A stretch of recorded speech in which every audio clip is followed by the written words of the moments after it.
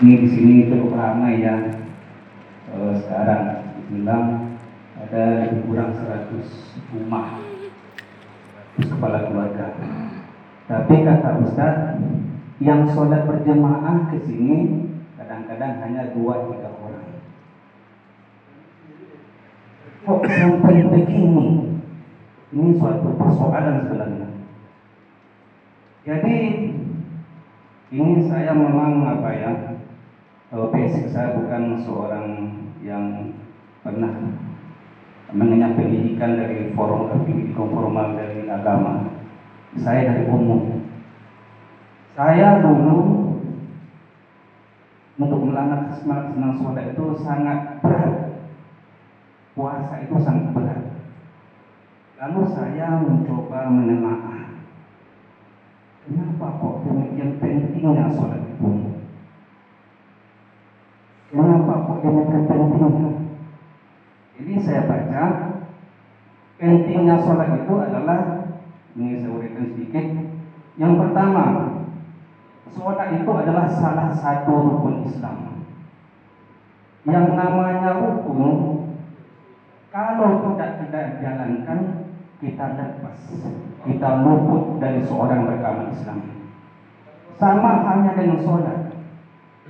Kalau kita sholat, salah satu rukun tidak kita jalankan, sholat kita tidak sah. Jadi kalau seandainya kita mengaku beragama Islam, tidak sholat, berarti kita lepas, kita luput dari seorang beragama Islam. Itu salah satu yang penting. Kemudian yang kedua, sholat itu adalah tiang agama. Jadi kalau mau sholat ini kalau tidak ada tiangnya, ya untunglah. Ini semua kita sudah tahu ini. Yang ketiga, sholat itu adalah amalan pertama nanti dihisab.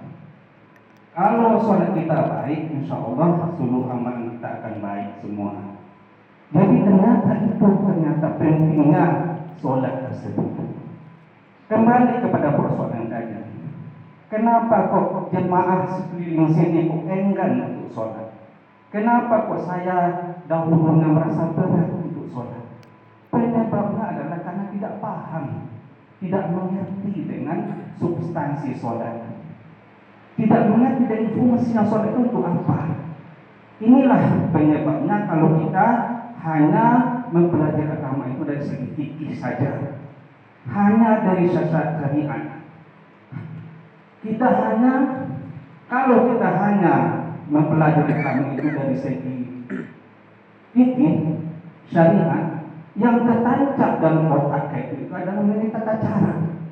Sholat itu tata caranya bagaimana? Caranya takbirnya bagaimana? Bersedekahnya bagaimana? Sholat rukuknya bagaimana? Salamnya bagaimana? Jadi yang tertancap di dalam benak itu hanya tata cara. Mestinya kalau kita melakukan sesuatu itu, kita mengerjakan sesuatu itu, kita harus tahu untuk apa kita mengerjakan sesuatu itu. Kalau kita bekerja, untuk apa kita bekerja? Kalau kita berumah tangga, untuk apa kita berumah tangga? Jadi oleh karena itu, kalau kita ingin khusyuk, yang pertama adalah kita harus mendalami ketauhidan dulu. Kita harus mengenal Allah. Bagaimanakah Allah tersebut? Siapakah Allah tersebut? Karena kita sholat itu adalah interaksi dengan Allah. Kemudian yang kedua, kita harus paham setiap apa yang kita baca di dalam sholat itu harus kita pahami. Setiap gerakan-gerakan sholat itu harus kita maknai, kita pahami semua. Jadi oleh karena itu kita harus, kenapa kok demikian pentingnya sholat itu? Di dalam Al-Quran diterangkan fungsi sholat itu hanya ada dua di dalam Al-Quran. Yang pertama seperti yang disampaikan oleh Ustaz Hanafi tadi dalam surat Toha ayat 14. Bismillahirrahmanirrahim. Innani anallaha la ilaha illa ana fa'budni wa aqimis sholati li dzikri. Sesungguhnya aku ini adalah Allah. Tidak ada Tuhan selain aku. sembahlah aku dan ingatlah aku dan berzikirlah kepada, dirikanlah solat untuk berzikir kepadaku. Jadi salah satu fungsi solat adalah berzikir kepada Allah. Zikir itu apa? Menyambungkan hati dan jiwa kita kepada Allah. Jadi khusyuk itu sebenarnya adalah menghadirkan Allah dalam setiap kesadaran kita. Jadi kalau seandainya kita sholat, kita tidak ingat Allah, berarti kita menyalahi salah satu fungsi sholat. Jadi sholat itu adalah berzikir kepada Allah. Jadi kita kadang-kadang yang nama berzikir itu ya subhanallah, alhamdulillah, Allahu akbar, cuma itu saja. Tetapi di dalam sholat itu ada kita baca Allahu akbar, ada alhamdulillah, ada subhanallah, ada semuanya. Jadi sholat itu adalah sebenarnya adalah interaksi seorang hamba dengan Tuhannya dengan penuh pemahaman, kemudian lewat interaksi, lewat hatinya zikrullah, kemudian lewat pikirannya dengan otak kita. Jadi zikir dan tafakur, zikrullah dan tafakur. Kemudian memaksimalkan fungsi akal kecerdasan kita. Itulah sebenarnya kalau seandainya hal yang demikian kita lakukan, kita insya Allah akan khusyuk. Itulah yang khusyuk tersebut, menghadirkan Allah dalam setiap kesadaran kita. Jadi itu adalah salah satu fungsi sholat, berinteraksi dengan Allah, berdialog dengan Allah, bercakap-cakap dengan Allah. Nah, pernah juga saya mendengar Ustaz menyampaikan, ketika kita membaca alhamdulillah rabbil alamin, lalu dijawab oleh Allah, hamidani abdi, hambaku memujiku. Jadi itu ternyata dialog. Jadi kita harus memahami dulu siapakah Allah itu, bagaimana Allah itu. Kita perlu ketauhidan adalah salah satu faktor kita bisa untuk khusyuk. Bagaimana kita akan khusyuk kalau kita tidak mengenal Dia? Kita akan fokus pada Allah. Kemudian yang kedua, ini ringkas saja karena waktu. Fungsi sholat yang kedua itu adalah doa, meminta tolong kepada Allah. Itu firman Allah dalam surah Al-Baqarah ayat 45 ya, Bismillahirrahmanirrahim. Wasta'inu bis-sabri was-shalah wa innaha lakabiratun 'alal khashi'in. Alladzina yadhunnuna annahum mulaqu rabbihim wa annahum ilaihi raji'un. Mintalah pertolongan kepada Allah dengan sabar dan mengerjakan salat. Sesungguhnya demikian itu sungguh berat kecuali bagi orang khusyuk. Siapakah yang khusyuk itu? Alladzina yazunnuna annahum mulaqu rabbihim wa annahum ilaihi raji'un. Mereka meyakini akan bertemu dengan Allah dalam salatnya. Kemudian dia meyakini bahwa dia akan kembali kepadanya. Jadi itu sebenarnya interaksi, kemudian minta tolong kepada Allah. Jadi kalau seandainya kita beraktivitas siang hari misalnya, kemudian masuk waktu sholat, hendaknya kita ingin minta tolong kepada Allah. Karena semua peristiwa-peristiwa yang terjadi di alam semesta ini, karena itu adalah Allah yang mengatur segalanya. Kita diberi kesempatan untuk berinteraksi, untuk berdialog dengan Allah, untuk minta tolong kepada Allah lewat sholat. Sholat adalah penghambaan diri yang mendalam kepada Allah. Jadi khusyuk itu adalah fokus kepada siapa? Fokus kepada Allah. Allah itu bagaimana? Nah, ini perlu kita kaji mengenai ketauhidan, mengenai kebidanan. Jadi bagi saya, kadang-kadang kita justru ada ketakutan mempelajari tauhid ini. Takut akan kesalahan.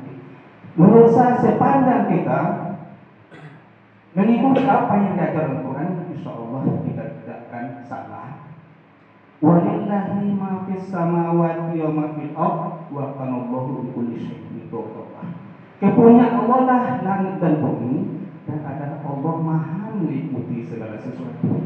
Walillahi masyriqu wal maghribu fa aina ma kuntum fasamma wajhullah innallaha wasi'un alim. Kepunyaan Allah lah timur dan barat, kemanapun kamu menghadap, kamu akan berhadapan dengan Allah. Sesungguhnya Allah Maha luas lagi Maha mengetahui. Wa laqad khalaqnal insana wa na'lamu ma tuwaswisu bihi nafsuhu wa nahnu aqrabu ilaihi minal warid. Aku menciptakan kalian manusia. Aku mengetahui apa yang dibisikkan oleh hatimu. Wa nahnu aqrabu ilaihi minal warid. Aku lebih dekat kepadamu daripada urat lehermu. Urat leher yang kita tidak ada jarak dengan urat leher kita yang sudah ada dalam diri kita, ternyata Allah mengatakan wa nahnu aqrabu ilaihi minal warid.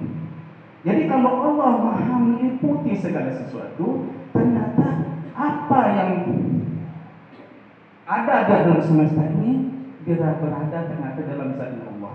Allah meliputi apa yang saya pikirkan, Allah meliputi apa yang saya bicarakan, Allah meliputi apa yang saya lihat, Allah Maha meliputi segala sesuatu itu. Jadi tidak ada yang tersembunyi bagi Allah. Allah mengikuti aliran darah kita dan semuanya. Kalau definisinya, Allah Maha meliputi segala sesuatu. Wa kana Allahu bikulli syai'in qadira. Jadi oleh karena itu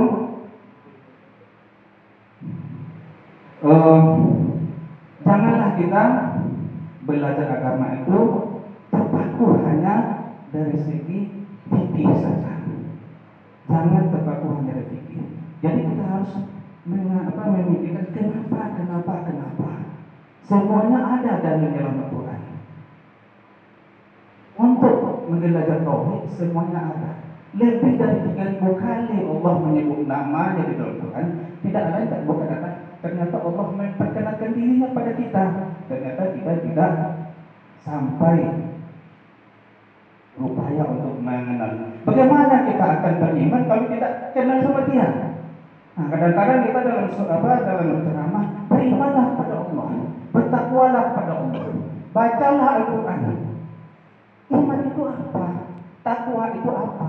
Membaca itu apa? Ini salah tafsir oleh umat ini. Kita sering menyuruh perbanyak membaca Al-Quran. Coba baca definisi membaca itu apa? Coba kita buka kamus bahasa Indonesia, definisi membaca itu apa? Membaca itu adalah memahami tulisan. Kemudian kita mendapatkan pelajaran dari tulisan tersebut. Itu yang membaca. Kita justru membaca Quran, ternyata para jemaah umat membaca lewat saja. Itu namanya bukan membaca. Itu hanya melafazkan, mengucapkan, sekedar mengucapkan. Yang membaca itu kita dapat pelajaran, dapat pemaham dari apa yang kita baca. Nah, kan seperti itu mestinya.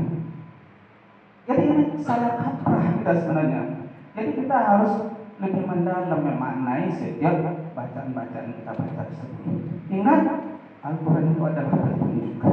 Hudal lil muttaqin, hudal lin nas. Barang siapa yang membaca Al-Quran tidak paham, tidak mengerti dengan apa yang dibaca, sama saja dengan tidak mendapat petunjuk. Demikian, mohon maaf atas kesalahan, mungkin saya agak lain penyampaiannya. Kalau ada yang keliru, itu adalah upaya saya untuk memahami. Mohon maaf apabila terjadi. Assalamualaikum warahmatullahi wabarakatuh.